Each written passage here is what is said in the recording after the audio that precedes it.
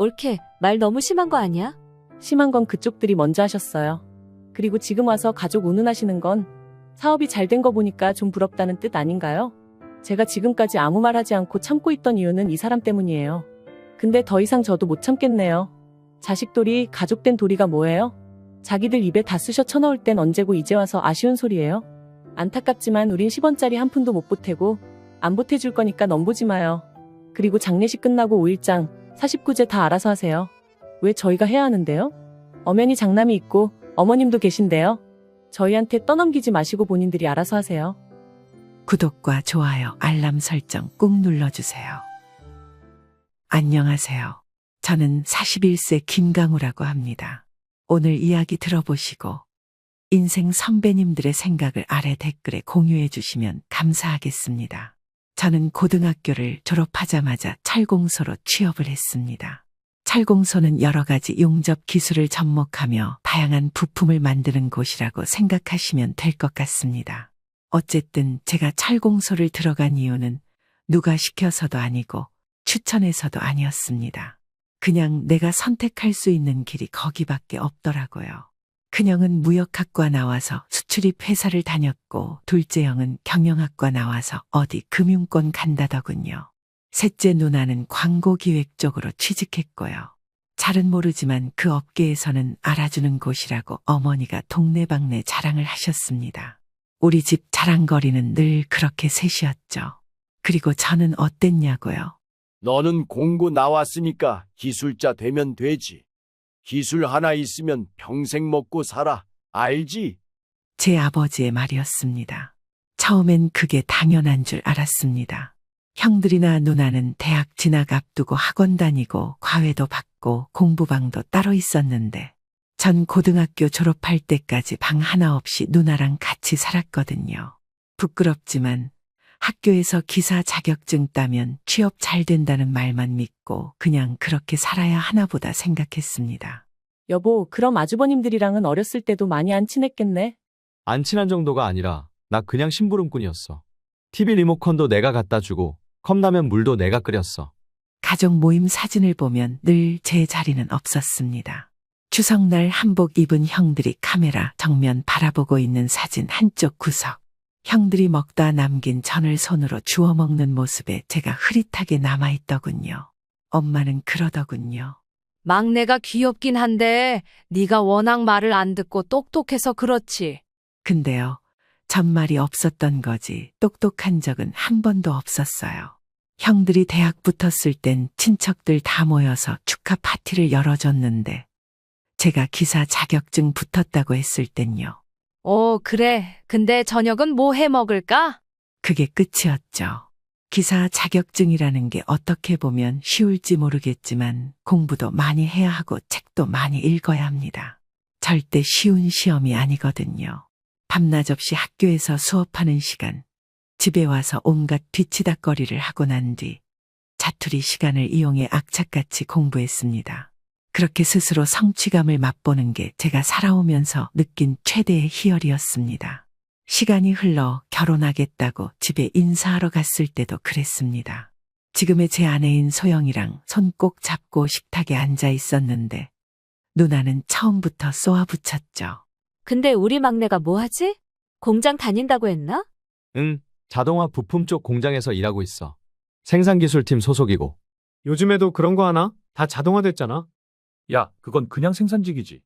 정규직 맞나? 아님 협력업체 소속? 정규직 맞고 기술 파트에서 일하고 있어. 주임인데. 그땐 몰랐습니다. 결혼 전부터 이미 이 집안에서 나는 형편없는 취급을 받는 사람이라는 걸요. 사실 다른 사람도 아니고 친누나인데도 불구하고 자기 동생이 어디서 무얼 하는지도 모른다는 게 말이 안 되지 않습니까? 적어도 가족이면 최소한의 관심을 보여야 한다고 생각했습니다. 지금의 제 아내 소영이를 만난 것도 누나나 다른 사람의 소개가 아니라 회사 거래처에서 우연히 알게 된 사이였거든요. 아내가 보험 설계사였는데 제가 정기보험 상담을 받으러 갔다가 인연이 닿았죠. 소영이는 달랐습니다. 제 말에 진심으로 귀 기울여주고 친해져서 술 한잔하며 제 과거 얘기해주면 그 이야기를 듣고도 제 편이 되어줬어요. 집에서 맞고 자란 이야기, 형들이 나를 쓰레기처럼 대했던 이야기, 부모가 내 이름조차 제대로 불러준 기억이 없다는 고백에도 아내는 절 이상하다고 하지 않았습니다. 괜찮아. 이제 나랑 살 거잖아. 나는 당신 이름 하루에도 수십 번씩 불러줄게. 결혼을 준비하면서도 우리 부모님은 단 한 푼도 지원하지 않았습니다. 형들은 자기 결혼할 땐 3천, 4천씩 받았다면서요. 전 얼마나 받았냐고요. 그래도 아들인데 뭐라도 해주지 않았겠냐고요. 천만에요. 제 통장에 들어온 축의금 470만 원 그거 다 가져가셨어요. 아버지, 이거 결혼 축의금인데요. 저희 여유 자금으로 쓰면 안 될까요? 따로 들어온 돈도 있으시잖아요. 그건 그거고 이 결혼이 네 결혼이냐? 그동안 우리가 뿌린 게 얼만데. 그리고 그동안 키워준 값으로 용돈 좀 준다 생각해야지. 굳이 그렇게 달라고 해야겠어? 어쨌든 그걸로 너희 어머니 치과 좀 다녀야겠다. 그놈의 잇몸이 말썽이야. 아내 앞이라 꾹 참았습니다. 저희는 신혼여행도 나중에 꼭 좋은 곳으로 가자고 약속하면서 따로 일정을 잡지도 않았습니다. 그렇게 별로 좋지 않은 기분으로 신혼집으로 돌아오게 되었습니다. 근데 돌아가는 차 안에서 아내가 조용히 물어보더군요. 여보, 우리 축의금은 얼마 정도 들어왔어? 한 400 후반? 근데 그 돈 어디 갔어? 집에 안 보이던데? 아버지가 가져가셨어. 엄마 치과 다니셔야 된다면서. 그래? 아, 괜찮아. 뭐 결혼식은 우리가 하려고 한 거니까. 대신 우리도 이제부터 우리끼리 사는 거야. 알겠지? 아버님이나 어머님한테 괜히 내색하지 마. 이제부터라도 우리가 잘 살면 돼. 그 말이 그렇게 고맙고 미안하더라고요. 제가 누군가한테 이렇게까지 보호받는 느낌을 받은 건 살면서 처음이었거든요. 가끔 그런 생각이 들었습니다. 내가 정말 이 집에서 태어난 게 맞긴 한가? 아니면 잘못 데려온 아이는 나였던 걸까? 명절 때마다 형들은 집에 들어올 때도 정문에서 왔어요 하고 웃으며 들어왔지만 전 마당을 걸어 들어가도 아무도 내 이름을 부르지 않았습니다. 대학 입시 때가 되면 누나는 국어학원, 형들은 영어과외, 수학캠프 다 돌았죠. 물론 저는 그런 거 없었습니다. 정말 학원이라는 곳을 한 번이라도 가볼 수 있다면 소원이 없을 정도였습니다. 엄마, 나도 영어학원 다니면 안 돼? 넌 공고 가잖아. 무슨 영어야, 공돌이가. 대신 기능대회 나가면 상금 있대. 그거 잘 준비해봐. 한 번은 형들이 다니던 서울 소재 대학의 축제에 따라간 적이 있어요. 엄마가 김밥 싸주셔서 형한테 갖다 주라고 해서요. 형 기숙사 도착해서 전화했더니 딱 한마디. 야, 그냥 경비실 맡겨. 나 지금 MT 가야 돼. 그래서 학교 건물 앞에서 한참을 서성이다 화장실 가서 형과 누나들 이름이 새겨진 전공 스티커들만 할 일 없이 바라보다가 학교 청소부 아주머니한테 학생이니 소리 듣고 도망쳤던 기억이 납니다. 그때부터였던 것 같아요. 나도 이름 새겨진 명찰 하나쯤 갖고 싶다는 바람이 생긴 게. 근데 결국 제 이름이 새겨진 첫 명찰은 생산직 사원이었습니다. 고등학교를 졸업한 뒤 바로 취업을 했기에 어쩔 수 없는 상황이었습니다. 그래도 앞으로 살면서 내 밥벌이를 하다 보면 가족들에게 인정을 받을 수 있겠지 싶었습니다. 여보, 근데 당신은 형들이랑 왜 그렇게까지 거리감이 있었던 거야? 거리감이 있었던 게 아니라 걔네가 나를 사람으로 안 봤어. 어릴 때 형한테 맞던 기억도 아직 생생합니다. 정훈이 형은 장남이라 뭐든 자기 위주였고 진우 형은 그걸 또 어중간하게 중재한다며 절주로 희생시켰죠. 야, 이 자식아. 형이 공부하는데 왜 쳐다봐? 네가 방을 어질러놔서 내가 집중이 안 되잖아. 형, 좀 참아. 강우도 일부러 그런 건 아니잖아. 아, 근데 강우야, 네가 조금 조용히 해줄 순 없겠니? 저는 그때도 항상 조용했는데요. 고등학교 땐 장학금이라도 타보려고 죽어라 기능 연습했습니다. 용접 대회에 도면 그리기, 자동화 라인 조립까지 밤샘을 했죠. 근데 장학금 탔다고 자랑하러 집에 갔더니 그래? 그거 너네 학교에서나 의미 있지 뭐. 그래도 장학금 탔다고 하니까 돼지고기고 끓여줄게. 잘했어. 하지만 그 국엔 형과 누나의 고기가 더 많이 들어있었죠. 결혼 후에도 그들은 변하지 않았습니다. 명절 때 시댁 모임이 열리면 형수님들과 매형까지 와 있었죠. 저는 또 주차 정리부터 커피 세팅까지 맡고 있었습니다. 막내, 이거 믹스커피 좀 더 타줘. 나 2개. 야, 넌 진짜 유능한 서포터야. 사회 나가서 이런 역할 해도 인기 많겠다. 여보, 형들 농담도 세시네. 어떻게 참았어? 아내가 옆에서 속이 부글부글 끓는 걸 알았지만 그땐 참았습니다. 그날 밤 집에 돌아오는 차 안에서 아내가 묻더군요. 여보, 당신 진짜 괜찮아? 그렇게 형들한테 당하면 기분 안 나빠? 나 같으면 바로 엎었어. 당신이 가만히 있으니까 나도 참은 건데 다음부턴 참지 마. 나도 마음이 아프다. 괜찮은 척 하는 거지. 근데 이제 슬슬 나도 나 살아야겠다 싶어. 그 말이 제 인생 첫 결심이었는지도 모릅니다. 그 결심 이후 퇴근 후 매일 기술학원 다녔고 주말마다 중고 기계 사서 해체했다가 조립하길 반복했어요. 공장에서는 내 일만 하고 퇴근했지만 퇴근 후엔 나중에 내 공장의 설계를 그렸습니다. 기계 설비 중에 공정 자동화 라인은 틈새가 있어. 그쪽 부품만 잘 다뤄도 충분히 승산 있어. 그럼 우리 조금씩 돈 모아볼까? 사업 자금으로. 저희는 가계부를 쪼개고 통장을 분리하고 중고차도 팔았습니다. 아내는 보험 영업 외에 추가로 설문조사 알바까지 했죠. 그러던 어느 날 저보다 먼저 아내가 고백했습니다. 여보, 당신은 언젠가 성공할 거야. 내가 확신해. 그니까 꼭 나랑 같이 해줘. 나 당신 조수할게. 그 말에 눈물이 났습니다. 누구에게도 인정받지 못했던 나였는데 이제야 누군가가 절 믿는다고 말해줬거든요. 그렇게 저희의 계획은 시작됐습니다. 이름도 없는 주소지도 불분명한 동네의 창고 같은 건물을 빌려 우리의 첫 공장을 열기로. 첫 공장을 연 날 건물 벽엔 아직도 이전 업체 간판이 붙어 있었습니다. 해선목재 창고. 직원도 기계도 거래처도 없이 저희 부부 둘만 덩그러니 앉아있던 그날 아내가 조심스레 말했어요. 여보, 혹시 오늘 점심은 밖에서 먹을까? 뭔가 개업식 느낌도 낼 겸. 컵라면 2개 끓이자. 아직은 밖에 돈 쓰기 아깝다. 창업 초반 하루에도 20번씩 그만두고 싶었습니다. 대기업 납품처들은 고개도 안 돌려봤고 중소거래처들은 우리를 철저히 무시했죠. 그래도 매일 새벽 6시에 공장에 나갔습니다. 아내는 사무실에 앉아 엑셀과 회계 공부를 했고 나는 공장 옆에 세워둔 중고 기계를 매일 닦고 조립하고 분해했습니다. 하루는 작은 부품 하나가 고장나서 직접 가공하다가 손가락을 다쳤는데 그걸 본 아내가 펑펑 울더군요. 이럴 거면 하지 말자. 그냥 다시 공장 들어가. 거기서 기술직으로도 잘 나갔잖아. 지금 멈추면 난 평생 내 이름을 입 밖으로 못 낼 것 같아. 형들 앞에서도 당신 앞에서도. 그 말에 아내는 울음을 꾹 참고 다시 주먹을 쥐었습니다. 그러던 어느 날 기적처럼 기회가 찾아왔습니다. 기존 협력업체와 문제가 생긴 중소기업 하나가 급하게 자동화 부품을 납품받아야 했고 지인을 통해 그쪽 공정 설계를 제가 몇 번 도와준 게 계기가 됐죠. 그 일이 우리 회사 첫 수주였습니다. 거래액은 고작 500만 원 남짓한 돈이었습니다. 하지만 제겐 세상 가장 크고 무거운 계약서였죠.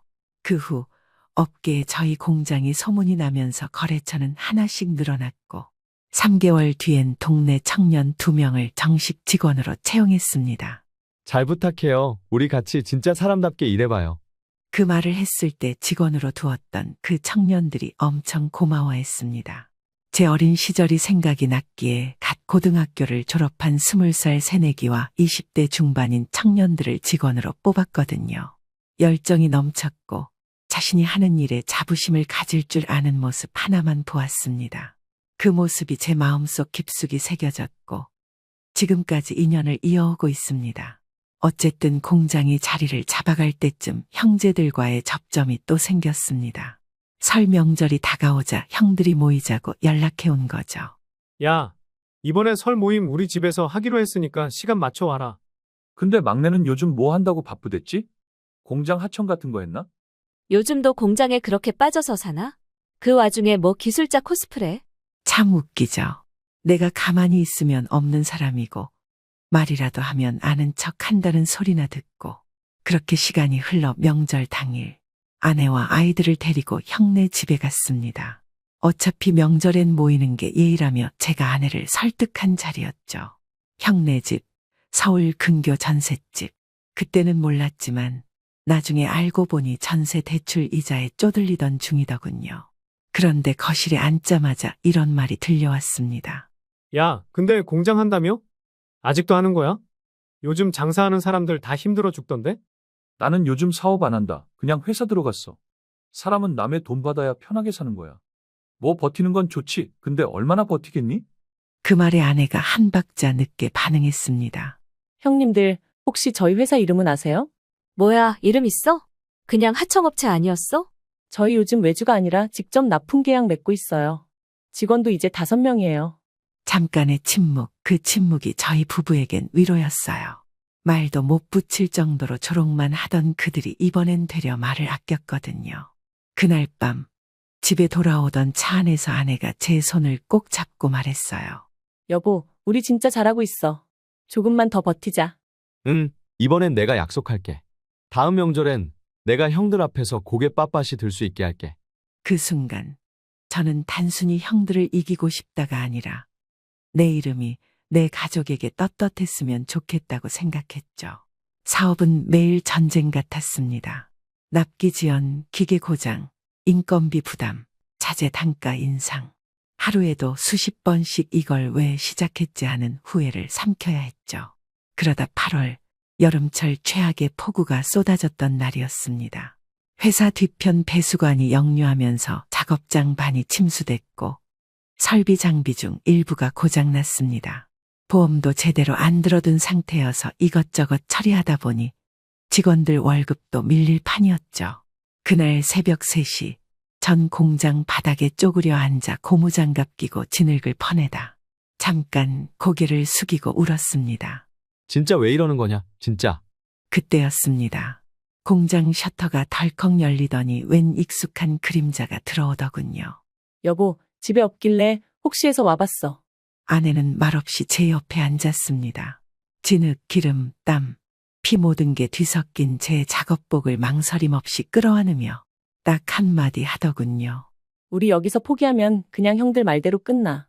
여보가 하겠단 거였잖아. 그러니까 당신은 끝까지 해. 망해도 같이 망할 테니까. 그 말이 저를 일으켰습니다. 며칠 뒤 믿기 어려운 일이 생겼습니다. 아내 옛 고객 중 한 명이 기계 설비 납품처를 찾고 있다며 저희 회사 이야기를 해줬고 직접 공장까지 보러 온 거였어요. 그 사람은 저를 한참 동안 말없이 보더니 이러더군요. 기계 깔끔하게 만졌네. 손이 정직한 사람 같다. 그게 저희 회사 첫 중형 계약이었고 그 뒤로 점점 거래처는 늘어갔습니다. 직원도 5명에서 7명으로 물량도 소형 부품에서 조립 단위까지 커지기 시작했죠. 하지만 그걸 가장 못마땅해한 사람들이 있었습니다. 바로 형들이었죠. 추석을 앞둔 어느 날 둘째 형 진우에게 전화가 왔습니다. 야, 이번 명절엔 좀 보자. 형이랑 윤주가 다 궁금해하더라. 너 요즘 잘 나간다며? 네가 공장에서 회사로 돌렸다는 얘기 들었는데 그거 진짜야? 응, 뭐 작게 하나 하고 있지. 야, 그렇게 소심하게 굴지 마. 형이 잘 되면 뭐라도 축하해 줄 줄 아냐? 근데 너는 고작 공고 출신이 회사라니. 하여튼 세상 요지경이다, 요지경. 웃으며 하는 말투였지만 내겐 분명 들렸습니다. 네가 잘 나가는 게 우습다는 뉘앙스. 그리고 그게 진심이라는 것까지 말이죠. 아무튼 명절날 형 집에 가니 이미 형수들과 누나까지 모두 모여 있었습니다. 저는 회사 이야기 꺼낼 생각도 없었는데 누나가 먼저 말하더군요. 근데 너 회사 한다며? 어쩐 일이야? 너 그때 형한테도 차용증 쓸 줄 모르던 애였잖아. 그래. 너 그때 우리 소개팅 자리까지 쫓아왔을 땐 형 체면 다 깎아먹었는데 이제 사업가 코스프레 하냐? 그 말에 아내가 말없이 숟가락을 내려놨습니다. 그 소개팅 자리, 형님들이 먼저 남편 불러서 데려오라고 했던 자리 아니셨어요? 아휴, 그걸 또 기억하네, 좀. 기억나죠? 그리고 저희 남편 지금 회사 대표 맡고요. 요즘엔 그 체면 깎은 막내가 직원들 명함에도 대표이사로 찍혀 있어요. 순간 식탁 위가 조용해졌습니다. 형들은 숟가락을 내려놨고 누나는 물만 한 잔 마셨죠. 집으로 돌아오는 길 아내가 조용히 물었습니다. 여보, 나 너무 앞섰나? 아니야, 고마워. 근데 아직도 마음 한구석에 그런 생각은 있어. 어떤 생각? 내가 진짜 잘 나가면 형들이 날 좀 다르게 봐줄까?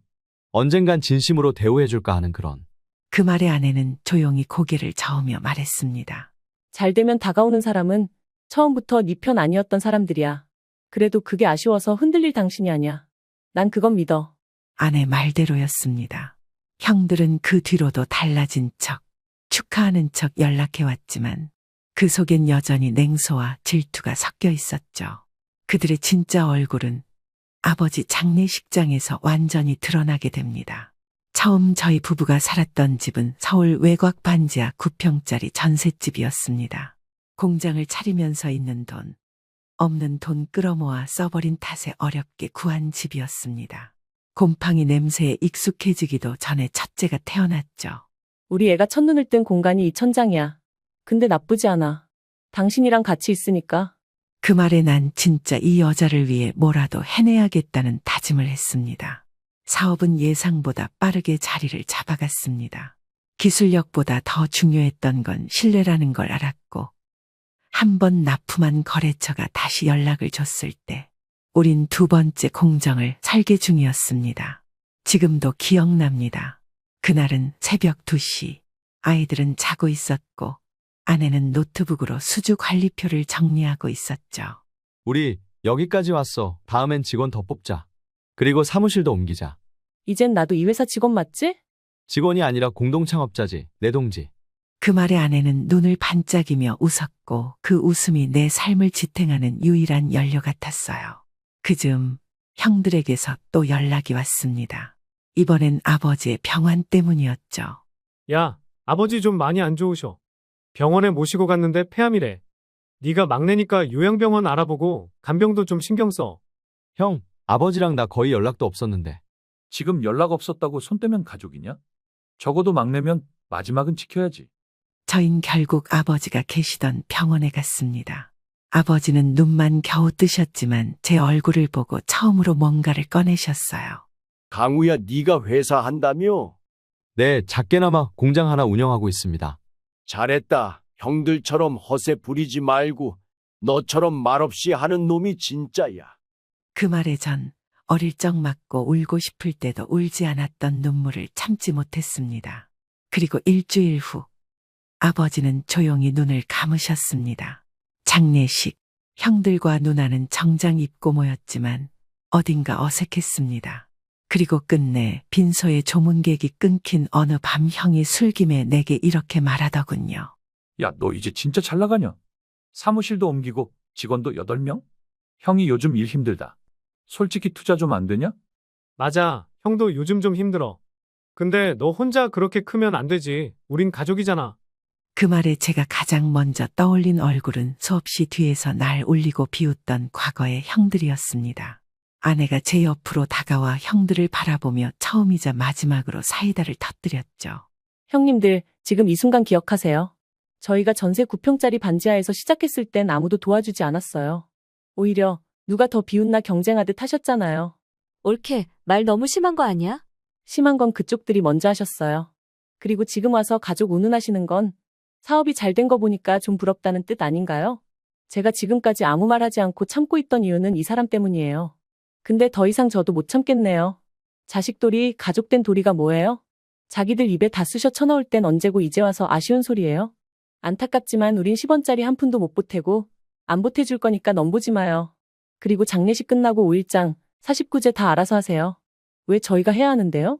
엄연히 장남이 있고 어머님도 계신데요. 저희한테 떠넘기지 마시고 본인들이 알아서 하세요. 정적, 길고 길었던 우리 집안의 무시와 무관심이 딱 그 순간 반전되었음을 그들도 알았던 거겠죠. 그날 밤 집으로 돌아오는 차 안에서 아내가 내 손을 꼭 잡고 말했습니다. 여보, 당신은 이제 누구한테도 부끄러워할 이유가 없는 사람이야. 이게 다 당신 덕분이야. 그리고 그해 겨울 저희는 전세 9평을 떠나 드디어 우리 이름으로 된 집을 마련했습니다. 그리고 그 집 현관문에 우린 작은 명패를 붙였죠. 그러던 어느 날 예상치 못한 일이 벌어졌습니다. 어머니가 저희 회사 앞으로 찾아온 겁니다. 회사 입구에 선 어머니는 마치 예전에 일이 아무것도 없었던 것처럼 말했죠. 아이고, 우리 강우. 요즘은 사장님이라더니 얼굴이 좋아졌네. 하지만 전 냉정하게 말했습니다. 여긴 사적인 공간 아니니까 어머님은 다른 데 가셔야겠어요. 어머니는 순간 머쓱한 듯 웃더니 갑자기 표정을 바꾸며 꺼내더군요. 사실은 너 형들 얘기 들어서 알겠지만 나도 요즘 형편이 영 말이 아니다. 살던 전세도 밀려서 곧 나가야 돼, 강우야. 혹시 너희 집방 하나 좀 빌려줄 수 있겠니? 제 옆에 서 있던 아내의 표정이 굳었습니다. 그러자 어머니는 아내 쪽을 향해 말했습니다. 소영아, 너는 착하니까 알 거잖니? 내가 이 나이에 어디서 자식 집 한 칸 못 빌려 살아. 그 말을 들은 저는 아주 또렷하게 말했습니다. 그 방, 저희 셋째 아이 방입니다. 그 아이는 어릴 적 저처럼 외롭게 키우고 싶지 않아요. 순간 어머니 얼굴이 싸늘하게 굳었고 제게 마지막 말을 남기고 돌아섰습니다. 너도 자식 계속 키워봐라. 그때 진짜 부모 마음이 어떤 건지 알게 될 거다. 그 말에 저는 어머니 등을 향해 마지막으로 말했습니다. 그래서 저는 제 아이에게 절대 그런 부모 안 되려고요. 그리고 며칠 뒤 형제들이 제게 또 연락을 해왔습니다. 그들은 아예 3남매 전부 모여 저희 부부를 따로 만날 자리를 청했죠. 도시 외곽 조용한 카페에 앉은 형제들은 한참 동안 침묵을 지키다 진우 형이 운을 뗐습니다. 솔직히 말할게. 형들 다 지금 상황 안 좋아. 너한테 도움받고 싶어서 이렇게 불쑥 연락했다. 정말 죽을 맛이야. 사람이 이렇게 망가질 수도 있다는 걸 요즘 실감해. 그래도 우리 피는 섞였잖아. 그거 하나로라도 봐줄 수는 없겠니? 그때 제 아내가 조용히 대화를 정리했습니다. 형님들, 저희는 지금껏 형님들께 상처만 받아왔습니다. 이젠 그 상처 위에 돈까지 얹어드릴 마음은 없어요. 이딴 말 하려고 저희 부르신 거면 이만 가보겠습니다. 저한테는 전혀 상관없는 것 같은데요. 그날 이후 저희는 서로를 다시 형 누나라 부르지 않았습니다. 그들은 이제 제 인생의 옛 기록일 뿐 가족이 아니었습니다. 아니, 한 번도 가족이었던 적이 없었는지도 모르죠. 어머니가 다시 나타난 건 그로부터 보름쯤 지난 날이었습니다. 저희 아예 연락처를 다 차단해 놓은 상태였는데 어떻게 수소문했는지. 이번엔 회사도 집도 아닌 아이들 학교 앞이었습니다. 학교 끝나고 아이들을 데리러 간 아내는 학교 앞에서 혼자 서 있는 어머니를 보고 순간 몸이 굳었다고 하더군요. 어머님 여긴 어떻게? 그냥 손주들 얼굴 한 번만 보고 싶어서 왔다. 너무 보고 싶더라. 시어머니는 눈물 한 방울 찍으며 말했지만 아내는 단호하게 대답했습니다. 아이들 학교 근처에는 절대 다시 오지 마세요. 어머님, 그래도 내가 애들 할머니인데 그 정도는 봐줘야지 않니? 할머니라는 건 최소한의 정이라도 있어야 가능한 호칭이에요. 아내의 대답에 시어머니는 얼굴을 붉히더니 조금 뒤 낯익은 말투로 말을 바꾸더랍니다. 근데 너희 아버지 돌아가시고 나니까 정말 혼자 사는 게 무섭다. 아무도 찾아오지도 않고 너라도 곁에 있어주면 내가 외롭진 않을 텐데. 그 말을 들은 아내는 조용히 전화기를 꺼내 제게 전화를 걸었습니다. 저는 근처에 있다 바로 달려갔고 시어머니 앞에서 분명히 말했습니다. 어머니, 다시는 저희 아이들 주변에 나타나지 마세요. 이번 한 번은 제가 그냥 넘기겠지만 두 번은 없습니다. 야, 네가 지금 나한테 어떻게 그럴 수가 있니? 내가 널 어떻게 낳았는데? 그걸 지금 처음 하시는 말씀 같네요, 어머니. 어머니는 결국 울먹이며 말했습니다. 그래, 내가 잘못했어. 근데 지금이라도 뉘우치고 있잖아. 이제라도 우리 같이 살면 내가 정말 잘할게. 그 말을 들은 아내는 한숨처럼 대답했습니다. 어머님, 사과는 진심이어야 받아들일 수 있어요. 지금 하시는 말은 그냥 의도가 너무 뻔해서요. 그럼 너희 집에선 나 안 받아준단 말이냐? 그렇습니다. 저희 집엔 어머니 방이 없습니다. 너무한다, 진짜. 내가 무슨 도둑이냐? 사람이 이렇게까지 불쌍하게 빌고 있는데. 저희도 참 많이 참았고 많이 기다렸어요. 근데 더 이상 감정도, 체력도, 여유도 없습니다. 시어머니는 결국 마지막 카드처럼 한 통의 통장을 꺼내 보이며 말했습니다. 이거 아버지 돌아가시기 전 마지막으로 모아둔 통장이야. 거래처 돈 들어온 것도 있고 내가 직접 관리 못해서 너라도 좀 챙겨주려고. 그 통장 제가 열면 결국 형들한테 나눠주라고 하시겠죠? 아니야. 절대 그런 일 없을 거야. 그냥 너 믿고 맡기는 거지. 어머니, 이제 전 믿음도 기대도 없습니다. 그리고 저 통장은 그만 받고 싶습니다. 가족이라는 이름으로 주고받는 것도 오늘로 끝내겠습니다.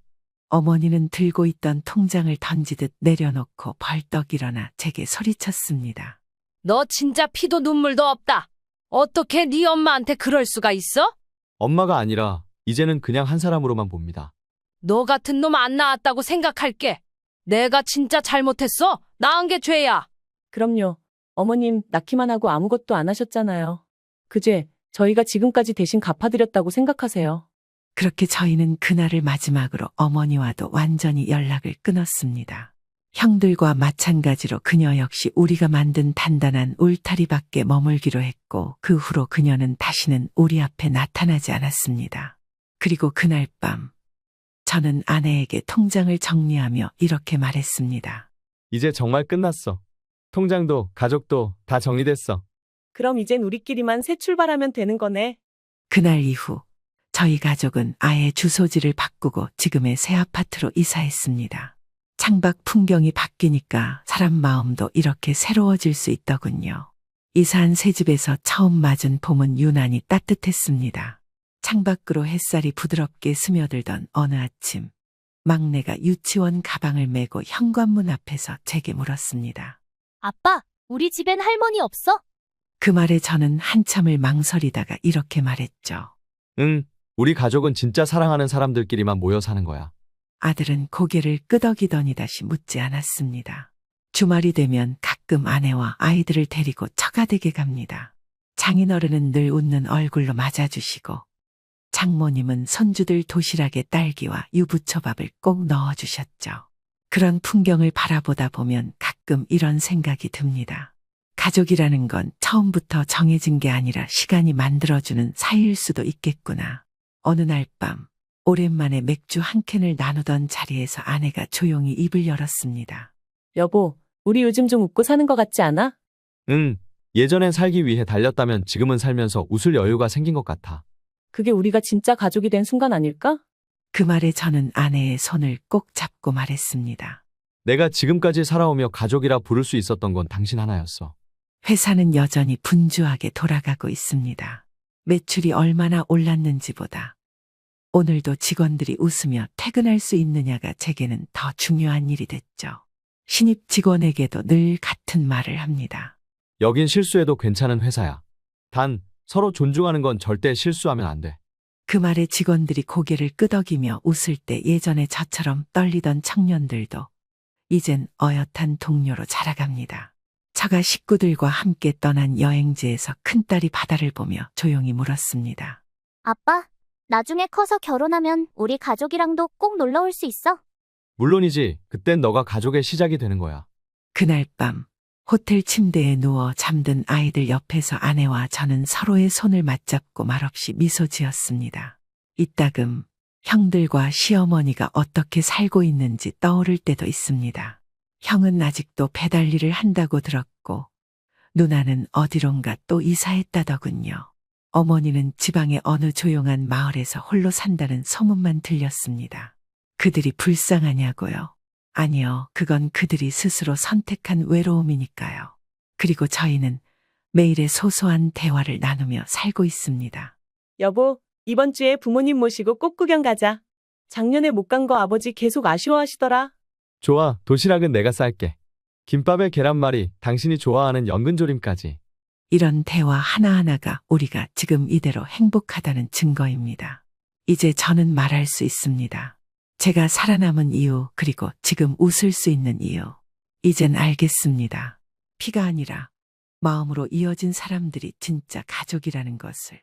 그리고 그 안에 제 아내와 아이들, 처가 식구들, 그리고 저를 믿고 함께 해준 사람들만 있다면 저는 더 바랄 것도 없습니다.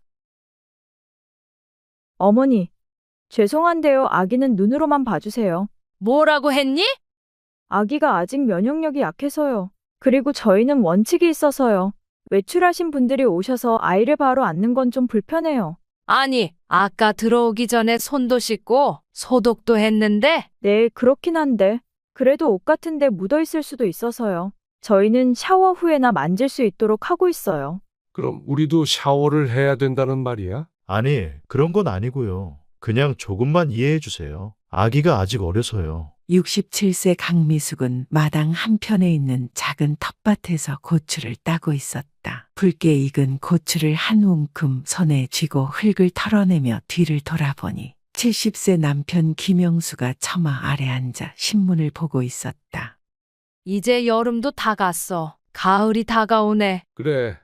아침 저녁으로 제법 서늘해졌어. 미숙은 손에 든 고추를 보며 문득 아들 김연우 생각이 떠올랐다. 결혼하고 나면 달라진다는 말이 있었지만 그래도 현우는 다를 거라 믿었다. 현우는 요즘 잘 지내겠지? 잘 지내겠지. 바쁘다고 하니까. 미숙은 뒷마당으로 걸어가며 한숨을 내쉬었다. 미숙의 한숨이 깊었던 이유는 현우가 결혼한 지 얼마 되지 않은 후부터 점점 연락이 뜸해졌기 때문이다. 예전에는 주말마다 안부 전화를 했지만 요즘은 한 달에 한두 번 전화하는 것도 힘들어 보였다. 그러던 어느 날 미숙은 현우에게서 반가운 소식을 전해 들을 수 있었다. 엄마, 저희 좋은 소식 있어요. 무슨 소식인데? 좋은 소식이라니 설마? 맞아요. 우리 아기 생겼어요. 순간 미숙은 가슴이 벅차올랐다. 진짜냐? 어머나, 이게 웬 경사야. 서연이는 괜찮고? 네, 처음엔 입덧이 심했는데 요즘은 좀 나아졌대요. 전화기를 꼭 쥔 손에 힘이 들어갔다. 그래. 서연이 몸조리 잘해야겠다. 혹시 먹고 싶은 거 있으면 말해. 엄마가 만들어서 보내줄게. 괜찮아요, 엄마. 서연이 입맛이 자주 바뀌어서 괜히 준비하셨다가 못 먹으면 섭섭하시잖아요. 미숙은 순간 서운했지만 참고 웃으며 대답했다. 그래도 필요한 거 있으면 꼭 말해라. 너희도 처대라 많이 신경 쓰일 텐데. 네, 엄마. 미숙은 전화를 끊고 나서도 가슴이 두근거렸다. 영수에게 소식을 전하자 그도 기쁜 표정을 감추지 않았다. 드디어 할아버지가 되는 거야? 그렇지. 우리도 손주 볼 때가 됐어. 미숙은 부엌으로 가 김치를 꺼내며 신이 난 듯 중얼거렸다. 이제 곧 손주를 볼 수 있겠구나. 몇 달이 흘렀고 현우의 집에서 큰 소식이 올 때가 되었다. 엄마, 드디어 태어났어요. 건강한 아들이에요. 세상에, 어머나, 정말 축하한다. 미숙은 당장이라도 병원으로 달려가고 싶었지만 현우는 며느리 이서연이 몸조리 중이라 면회가 어렵다고 말했다. 엄마, 요즘 병원도 면회 제한이 있어서요. 나중에 집으로 오시면 그때 봐요. 미숙은 서운했지만 불편한 마음을 숨기고 참아냈다. 그리고 며칠 뒤부터 손주를 볼 날을 기다리며 아이를 위한 작은 옷과 담요를 정성껏 준비했다. 그러나 며칠이 지나도 아들 내외에게서 초대 연락은 오지 않았다. 미숙은 조급한 마음에 영수에게 말했다. 현우는 언제쯤 손주를 보여줄까? 곧 연락 오겠지. 너무 조급해하지 마. 기다림은 길어졌고 결국 미숙은 먼저 전화를 걸었다. 현우야, 서연이도 몸 회복됐을 테고 우리도 손주 보고 싶은데 언제 갈까? 엄마, 조금만 더 기다려주세요. 아기가 아직 너무 어려서요. 기대는 점점 실망으로 바뀌고 있었다. 그러나 미숙은 손주를 보겠다는 희망을 놓지 않았다. 그래. 아기가 건강해야지. 그렇게 의미 없는 시간이 몇 달 더 흘렀다. 어느 날 저녁 전화벨이 울렸다. 엄마, 이번 주말에 시간 되세요? 그럼 무슨 일이야? 이번 주말에 오셔서 손주 보실래요? 순간 미숙의 마음은 설레임으로 가득 찼다. 정말? 그럼 가야지. 서연이 괜찮겠니? 네, 이제 좀 안정됐어요. 전화를 끊고 미숙은 기쁜 마음에 서둘러 영수에게 달려갔다. 여보, 우리 이번 주말에 손주 보러 간대. 정말 드디어? 미숙은 서둘러 손주에게 줄 선물을 준비했다. 우리 손주, 할머니가 직접 든 옷 입히면 귀엽겠지. 아기용 장난감도 챙겨야겠다. 설렘과 기대 속에 주말이 다가왔다. 주말 아침, 미숙과 영수는 이른 아침 일어나 일찍이부터 준비를 마친 상태였다. 이거 다 챙겼지? 응, 잊은 거 없는지 다시 확인해 보자. 미숙과 영수는 손주를 볼 생각에 가슴이 두근거렸다. 버스를 타고 가면서도 미숙은 가만히 있지 못했다. 우리 손주 이제 몇 개월 됐지? 거의 반년 됐을 거야. 세상에 벌써 그렇게 됐어? 그렇게 설레는 마음으로 아들 내외의 집에 도착해 초인종을 누르자 현우가 문을 열었다. 엄마, 오셨어요? 그래, 서연이는? 방에 있어요. 아기도 자고 있어요. 미숙은 집 안으로 들어가며 드디어 손주를 본다는 생각에 두 손을 꼭 모았다. 그러나 미숙을 기다리고 있는 것은 기대와는 전혀 다른 현실이었다. 미숙과 영수는 신발을 벗고 조심스럽게 현관을 지나쳤고 현우는 문을 닫고 거실 쪽으로 걸어가면서 가볍게 말했다. 먼 길 오시느라 고생하셨어요. 아니다. 오랜만에 보니까 반갑구나. 미숙은 주위를 둘러보았다. 결혼 전에 혼자 살던 원룸과는 확연히 다른 분위기의 집이었다. 깔끔하고 정리된 거실 한쪽에는 아기 용품들이 가지런히 놓여 있었고 벽에는 아이의 사진이 몇 장 붙어 있었다. 아이고, 집이 참 아늑하네. 깨끗하고 잘 정리되어 있고. 현우야, 서연이는 어디 있니? 지금 안방에서 아기랑 쉬고 있어요. 곧 나올 거예요. 미숙은 손에 들고 온 쇼핑백을 내려놓으며 조심스레 다시 한번 손주에 대해 물었다. 우리 손주는 어디에 있니? 자고 있나? 네, 방에서 자고 있어요. 근데 엄마, 손 씻고 오셔야 해요. 현우의 말에 미숙과 영수는 순간 당황했다. 응? 아까 집 들어오기 전에 손 소독도 했는데? 그래도 혹시 모르니까요.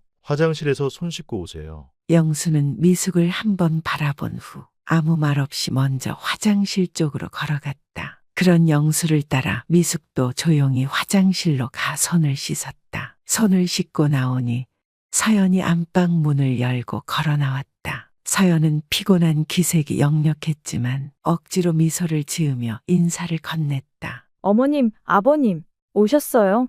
그래, 몸은 좀 어떠니? 아기 낳고 힘들었지? 이제 좀 괜찮아요. 그래도 아직 피곤하긴 해요. 미숙은 서연의 손을 한번 잡아보려 했지만 서연은 자연스럽게 손을 주머니에 넣었다. 서연의 행동이 어쩐지 거리감을 느끼게 했다. 그렇구나. 몸조리 잘해야지. 할머니가 되니까 감회가 새롭다. 우리 손주 얼굴 한번 볼 수 있을까? 그때 안방에서 작은 울음소리가 들려왔고 미숙의 표정이 한순간 밝아졌다. 아이고, 일어났나 보다. 할머니가 한번 안아줘도 되지? 그러나 그 순간 서연의 표정이 미묘하게 굳어졌다. 어머니 죄송한데요.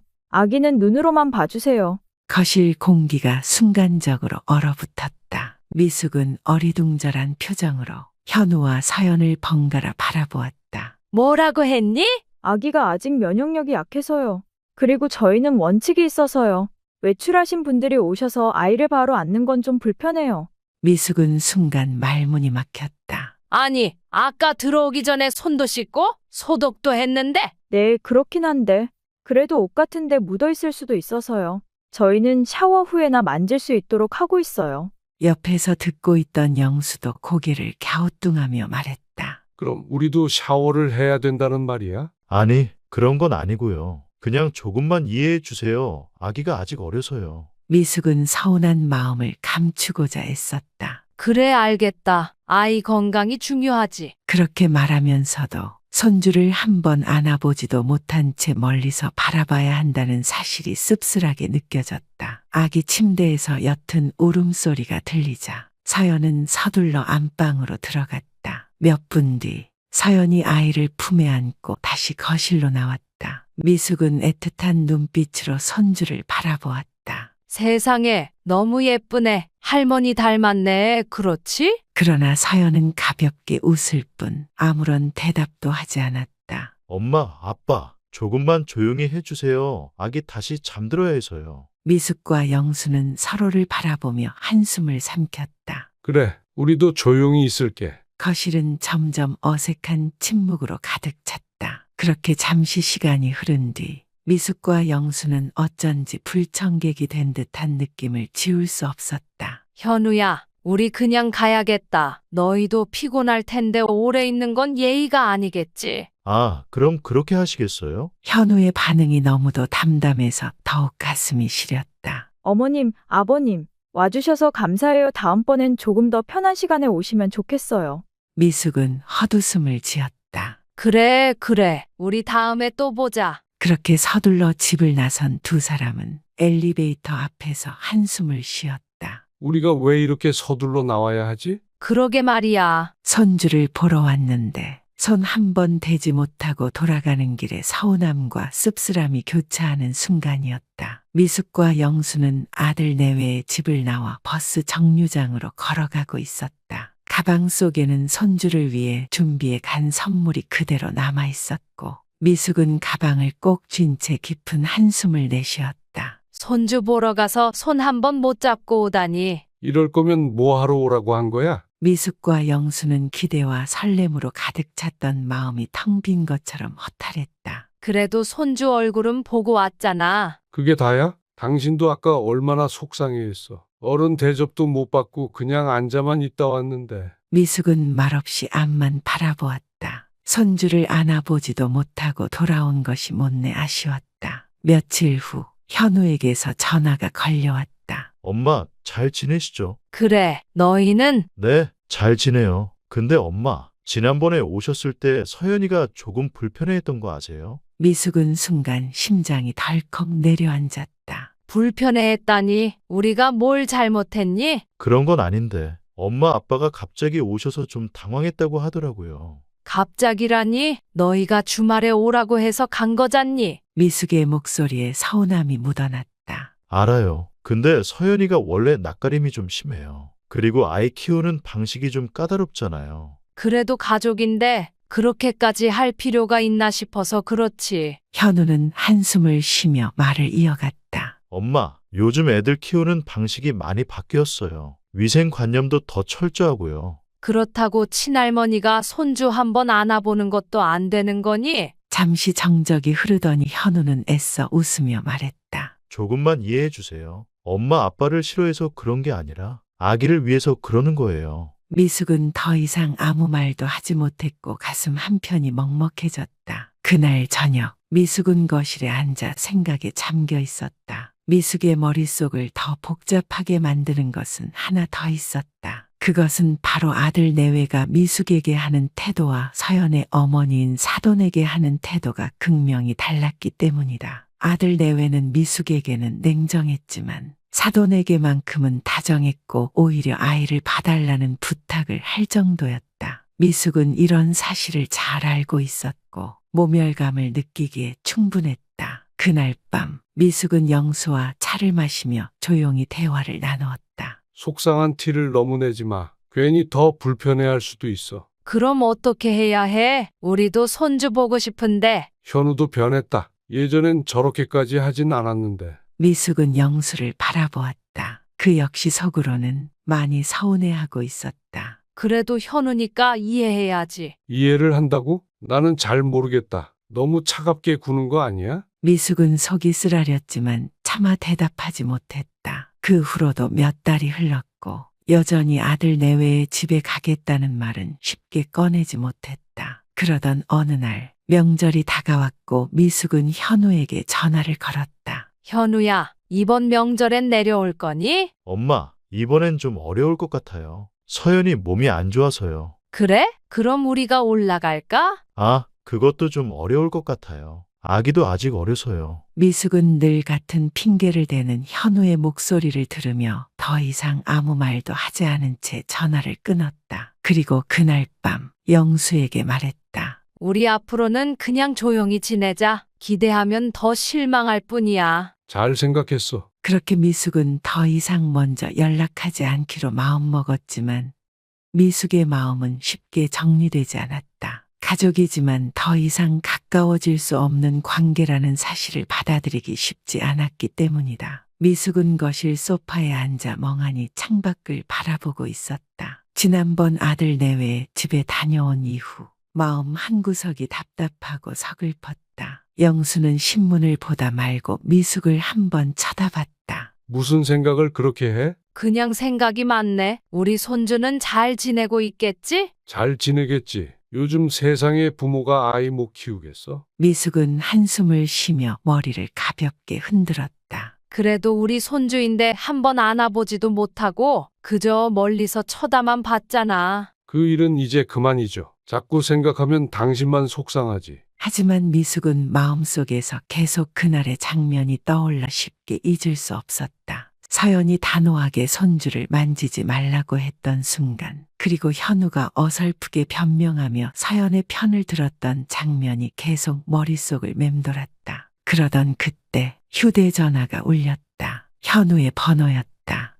현우야. 엄마, 잘 지내세요? 그래, 너희는? 우리도 잘 지내요. 근데 엄마, 내일쯤 시간 되세요? 미숙은 순간 가슴이 뛰었다. 혹시라도 이번엔 제대로 손주를 볼 수 있지 않을까 기대했다. 시간 되지. 무슨 일 있니? 아니, 별건 아니고 장모님이 내일 애 보러 오시거든요. 미숙의 얼굴이 굳어진 채 대답했다. 그래? 네, 그래서 혹시 엄마도 같이 오실래요? 오랜만에 같이 식사라도 하시고요. 순간 미숙은 머릿속이 복잡해졌다. 지난번 자신들이 방문했을 때는 그렇게 조심스럽다며 손주를 만지지도 못하게 했던 서연이었지만 사돈은 아무렇지 않게 아이를 보러 오게 한다는 것이 여전히 이해가 되지 않았다. 아니, 너희 집은 아직 외부 사람 오면 안 된다고 하지 않았니? 아, 그건 장모님은 저희 집에 자주 오시니까 괜찮아요. 거의 양육자나 마찬가지니까요. 미숙은 순간 말문이 막혔다. 그래, 잘 다녀가시라고 해라. 언짢은 마음을 뒤로하고 전화를 끊고 나자 영수가 미숙을 바라보며 물었다. 무슨 일이야? 내일 사돈이 손주 보러 간대. 뭐? 현우네 집에는 외부인이 오면 안 된다고 해놓고 장모는 괜찮대. 양육자나 마찬가지라나. 영수는 한참을 말없이 있다가 고개를 절레절레 흔들었다. 그럼 우리는 대체 뭐야? 그냥 애한테 바이러스 옮길 수도 있는 외부인인가 봐. 다음 날 미숙은 아무 일도 없는 척 아침을 준비하고 있었다. 하지만 머릿속에서는 계속 아들 내외의 집에 방문한 사돈의 모습이 떠올랐다. 얼마나 환영받으며 들어갔을지 손주를 품에 안고 행복한 미소를 지었겠지라는 상상이 머릿속을 가득 채웠다. 게다가 동네 주민이자 친구였던 이웃에게서 아들 내외의 집에 사돈이 들락날락한다는 소식까지 전해 들으면서 미숙의 마음은 쉴 틈 없이 타들어가기 시작했다. 미숙은 혼자 조용히 식탁에 앉아 물컵을 만지작거렸다. 그러다 결국 참지 못하고 영수에게 말하고 말았다.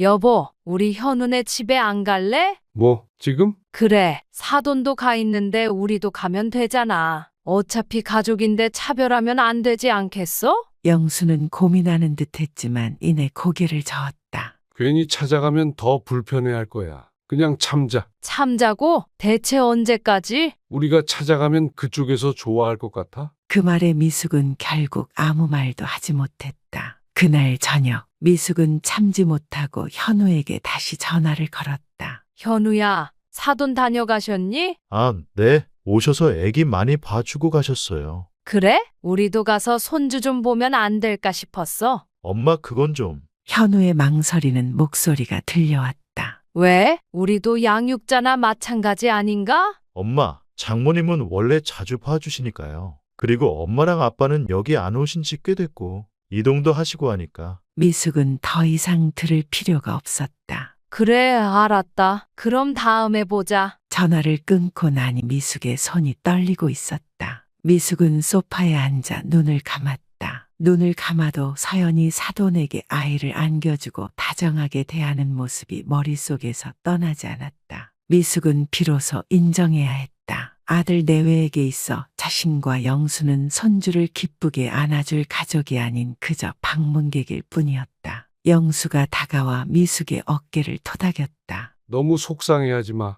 그렇게까지 해서 우리를 밀어내면 결국 더 서운한 건 걔네들일 거야. 그런데 나는 왜 이렇게 서운한 거야? 당연하지. 우리가 평생을 키운 현우인데. 미숙은 잠시 말을 멈췄다가 조용히 중얼거렸다. 그래도 부모인데 이렇게까지 차별받아야 할까? 그 말에 영수는 아무 대답도 하지 못했고 그날 밤 미숙은 오랫동안 잠을 이루지 못했다. 며칠 뒤 미숙은 부엌에서 김치를 담그고 있었다. 젓갈 냄새가 진하게 퍼졌고 미숙의 손은 배추를 한 장 한 장 정성껏 버무리고 있었다. 예전 같았으면 이 김치를 현우에게 보내주려고 했을 것이지만 이제는 그럴 필요가 없었다. 지난번 사돈 영숙의 방문 이후 미숙은 기대하지 않기로, 먼저 연락하지 않기로, 그리고 현우에게 서운함을 표현하지 않기로 선을 긋기로 했다. 그러나 마음속에서 미련이 완전히 사라진 것은 아니었다. 미숙은 김치통을 밀봉하며 중얼거렸다. 그래도 현우가 좋아하는 맛일 텐데.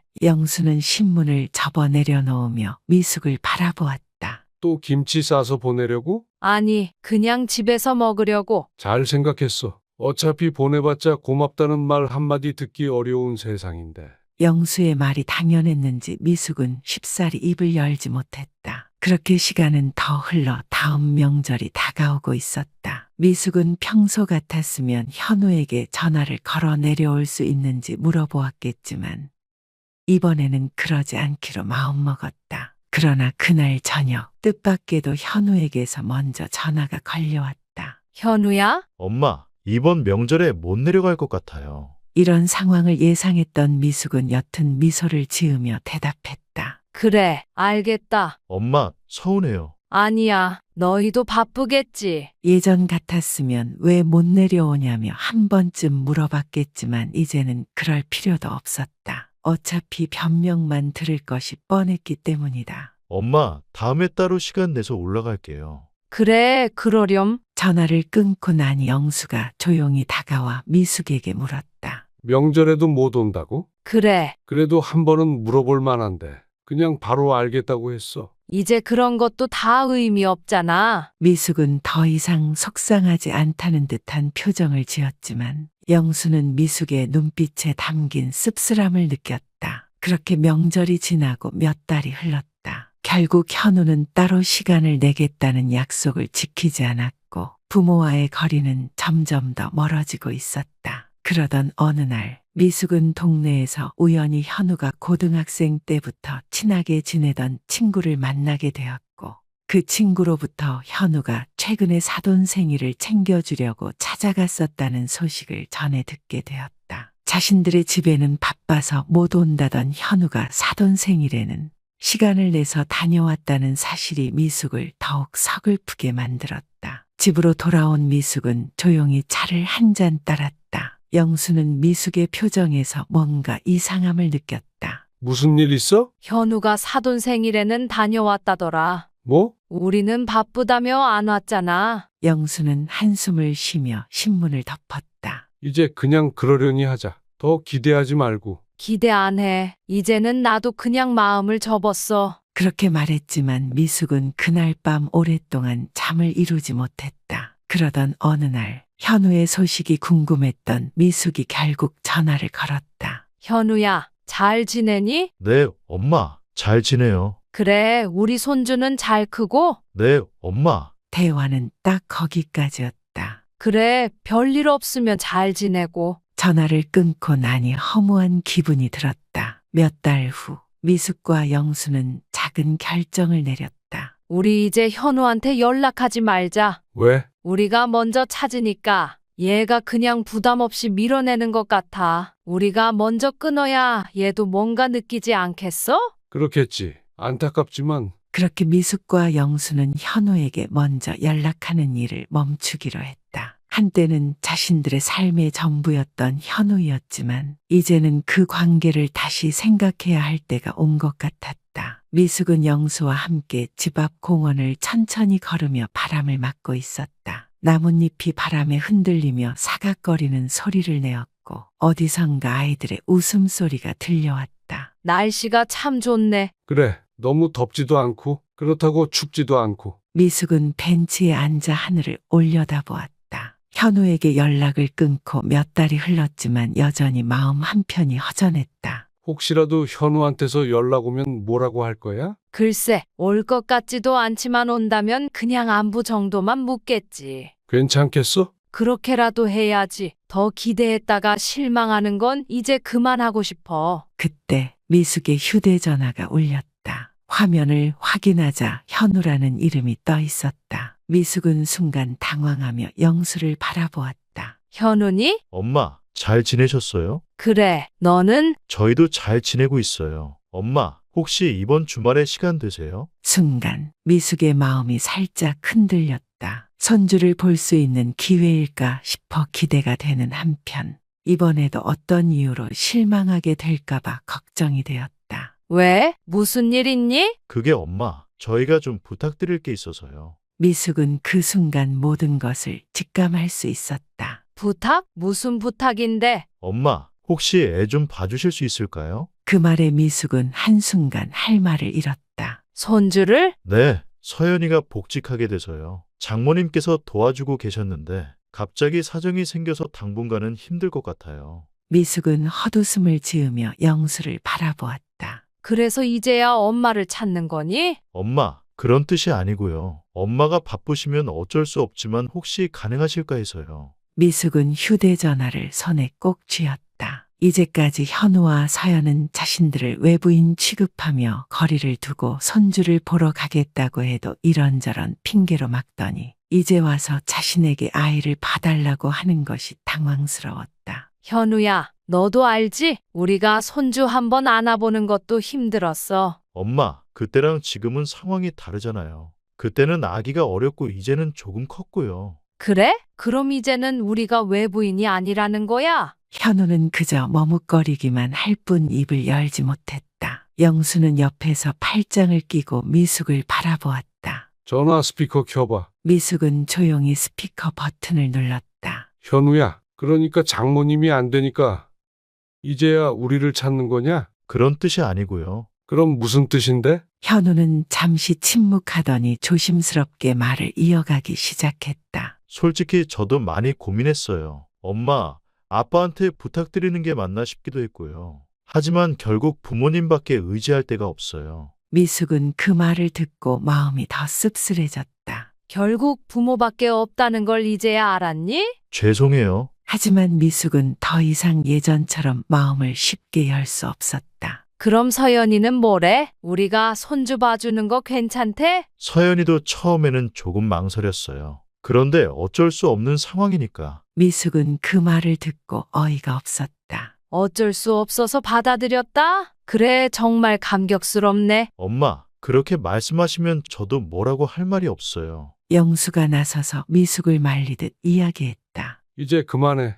우리 살기도 바쁜데 남 걱정할 필요 없어. 영수의 말이 옳았지만 한편으로는 손주를 봐주고 싶은 마음도 없지 않았다. 현우야, 나는 네가 부모를 대하는 방식이 변하기를 바랐어. 하지만 네가 우리를 필요로 하는 순간에만 찾는다면 우리도 이제 생각 좀 해봐야겠다. 엄마, 그렇게까지 말씀하실 필요 없잖아요. 왜? 너희는 우리를 그렇게 대했으면서 우리는 다 받아줘야 해. 현우는 더 이상 아무 말도 하지 못했다. 알겠다. 생각 좀 해볼게. 하지만 우리가 이 부탁을 받아준다고 해서 예전처럼 네가 편하게 우리를 찾아올 수 있다고 생각하지는 마. 네, 알겠어요. 전화를 끊고 난 뒤 미숙은 깊은 한숨을 내쉬었다. 결국 저렇게 연락이 오네. 그러게, 참 아이러니하지? 미숙은 가볍게 털어버리듯이 웃었지만 가슴 한쪽이 씁쓸했다. 며칠 동안 미숙은 손주를 봐주는 것이 맞을지 거절하는 것이 맞을지에 대해 고민에 빠졌다. 여보, 어떻게 하는 게 맞을까? 나는 힘들 것 같으면 안 하는 게 맞다고 봐. 그래도 손주인데. 손주야 손주지만 이제 당신 삶을 살아야지. 우리를 함부로 대하다가 필요할 때만 찾으면 우리가 계속 이용당하는 거 아니겠어? 미숙은 조용히 고개를 끄덕였다. 미숙은 그렇게 단호한 결정을 내리기로 결심했지만 쉽지는 않았다. 거실에서 소파에 앉아 멍하니 창밖을 바라보고 있던 미숙에게 영수가 조용히 다가와 말했다. 아직 고민 중이야?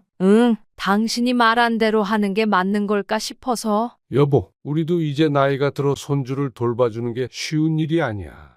미숙은 고개를 끄덕였다. 손주를 돌보는 일이 단순히 하루 이틀 봐주는 게 아니라 앞으로 몇 개월 혹은 몇 년이 될 수도 있는 문제이기 때문이다. 그래도 현우가 힘들어하는 걸 보니까 그냥 모른 척하는 것도 마음이 쓰여서. 그래서 서연이는 뭐래? 현우 말로는 처음엔 망설이다가 어쩔 수 없으니까 허락했다고 하더라. 영수는 한숨을 내쉬며 고개를 저었다. 그래, 그럼 결국 선택지가 없으니까 우리를 찾은 거네. 예전처럼 우리가 먼저 손주를 보러 가고 싶다고 하면 어땠을 것 같아? 그땐 핑계를 대며 거절했겠지. 미숙은 씁쓸하게 웃어 보일 뿐이었다. 그날 저녁 미숙은 현우의 말을 듣고 결정할 수는 없었기에 직접 서연과 통화하기로 했다. 서연아, 잠깐 통화 괜찮니? 네, 어머님.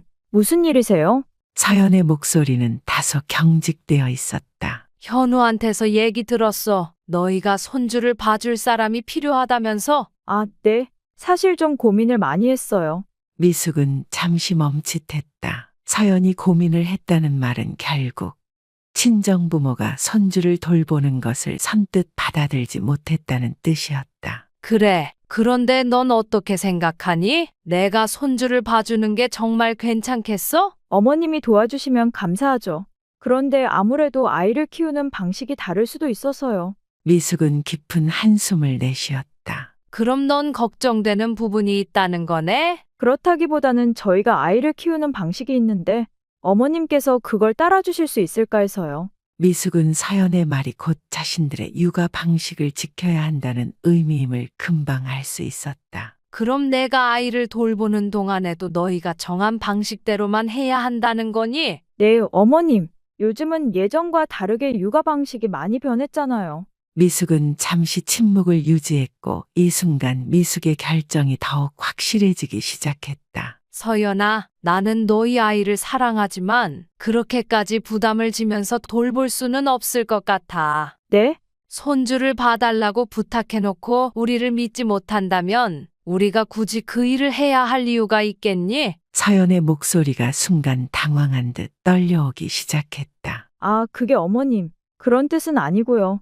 서연아, 나는 네가 솔직했으면 좋겠어. 너는 정말 우리가 손주를 돌봐주는 게 반가운 거야? 아니면 어쩔 수 없는 선택인 거야? 긴 침묵 끝에 서연은 조심스럽게 입을 열었다. 어쩔 수 없는 선택이긴 했어요. 그 대답을 듣는 순간 미숙은 더 이상 고민할 필요가 없다는 것을 깨달았다. 다음 날 미숙은 현우에게 전화를 걸어 이야기를 꺼냈다. 현우야, 우리 생각을 정리했어. 엄마, 진짜 봐주실 수 있어요? 현우는 기대에 찬 목소리로 물었지만 미숙의 대답은 단호했다. 아니, 봐줄 수 없을 것 같아. 엄마, 왜요? 손주도 보실 겸? 현우야, 너희는 우리가 손주를 보러 가는 것도 부담스러워 했잖아. 그땐 상황이 좀 달랐죠. 그래, 너희가 필요할 때만 상황이 달라지는 거지? 현우의 말문이 막힌 듯했다. 엄마니까 당연히 도와줘야 한다고 생각하지 마. 네가 부모를 대하는 방식 그대로 우리도 너를 대할 거야. 엄마, 너무하시잖아요. 미숙은 역게 미소를 지으며 말했다. 네가 먼저 부모를 멀리했어, 현우야. 그건 네가 선택한 거야. 미숙은 더 이상 말을 길게 하지 않기로 했다. 너희가 아이를 잘 키우길 바란다. 그렇게 미숙은 전화를 끊어버렸고 영수가 옆에서 고개를 끄덕였다. 잘했어. 이제 우리 인생을 살자. 이제까지 미숙은 가족을 위해 희생하는 것이 당연하다고 믿어왔지만 이번만큼은 그렇게 하지 않기로 결심했다. 영수가 미숙을 조용히 바라보며 물었다. 괜찮아? 응, 이제야 마음이 정리된 것 같아. 잘했어. 더 이상 우리만 희생하면서 살 필요 없어. 미숙은 영수의 말에 고개를 끄덕였고 이제는 자신을 위한 삶을 살기 위해 준비하기 시작했다. 며칠 후 현우에게서 다시 전화가 걸려왔다. 엄마, 다시 한번 생각해 보시면 안 돼요? 현우야, 내 결정은 바뀌지 않아. 엄마, 도와주실 수 있으면서 왜 그러세요? 네가 생각하는 것처럼 그게 그렇게 쉬운 일이 아니야. 우리가 손주를 봐주는 동안 우리의 삶은 어디로 가니? 엄마, 그래도 손주잖아요. 미숙은 한숨을 크게 쉬며 말을 이어갔다. 그래, 손주 맞지. 하지만 너희가 우리를 필요로 할 때만 가족으로 대하는 게 나는 서운해. 엄마, 그렇게 말씀하시면 저희도 난처해요. 그럼 네가 한번 생각해봐. 우리가 필요할 때만 찾는 게 맞는 건지. 현우는 아무 대답도 하지 못했다. 며칠 후 서연에게서 뜻밖의 전화가 미숙에게 걸려왔다. 어머님, 안녕하세요. 서연아, 웬일이니? 저희가 너무 무리한 부탁을 드린 건 아닌가 싶어서요. 어머님 입장도 생각 못했던 것 같아요. 미숙은 서연의 말을 듣고 순간 당황했다. 서연이 이렇게까지 나올 줄은 몰랐기 때문이었다. 네가 그렇게 말해주니 고맙구나. 그렇지만 어머님, 손주를 봐주시는 건 정말 힘드신 걸까요? 미숙은 조용히 미소를 지으며 말했다. 힘든 게 아니라 이제 우리도 우리 삶을 살고 싶어서 그래. 미숙의 강하고 단호한 태도의 서연에 입은 꿀먹은 벙어리처럼 굳어졌다. 그날 저녁 미숙과 영수는 함께 차를 마시며 앞으로의 계획을 이야기했다. 이제 우리 뭐하고 살지? 우리 여행이라도 다닐까? 좋지. 그동안 우리는 일하고 자식 뒷바라지하느라 너무 바빴잖아. 미숙은 웃으며 말했다. 그래, 이제 우리 인생을 살아야지. 시간은 조금 흘렀고 미숙은 조용히 부엌에서 차를 끓이며 창밖을 바라보았다. 그리고 현우에게 손주를 봐줄 수 없다고 말한 이후로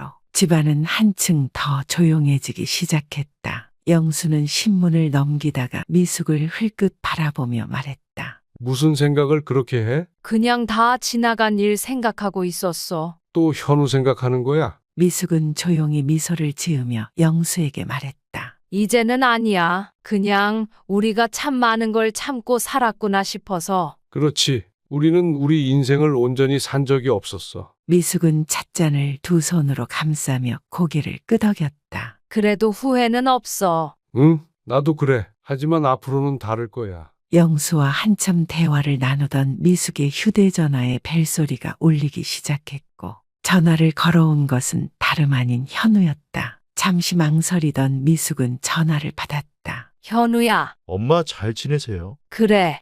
너는? 저희도 잘 지내요. 어색한 침묵이 공기를 에워싸기 시작했다. 분명 이전 같았으면 현우의 안부를 물으며 이것저것 챙겨주려 했겠지만 미숙은 더 이상 그렇게 하지 않기로 마음먹은 이후였다. 엄마, 요즘 바쁘세요? 바쁘진 않지만 이제는 우리도 우리 생활을 하려고 해. 그렇군요. 미숙은 현우의 말투에서 무언가 망설이는 기색을 느낄 수 있었다. 무슨 일 있니? 아니요.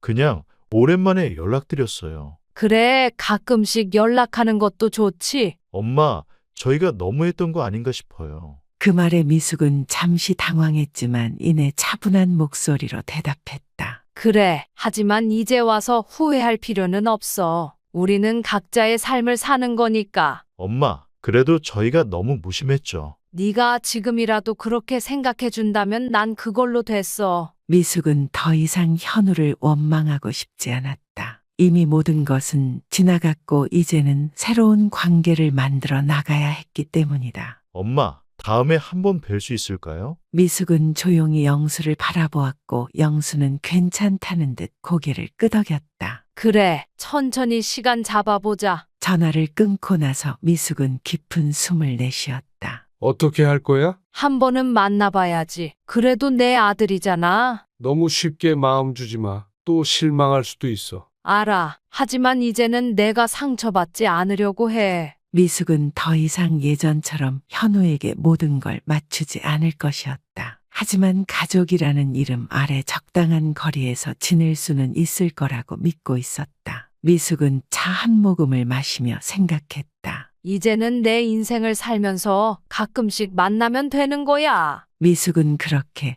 새로운 관계를 시작했다.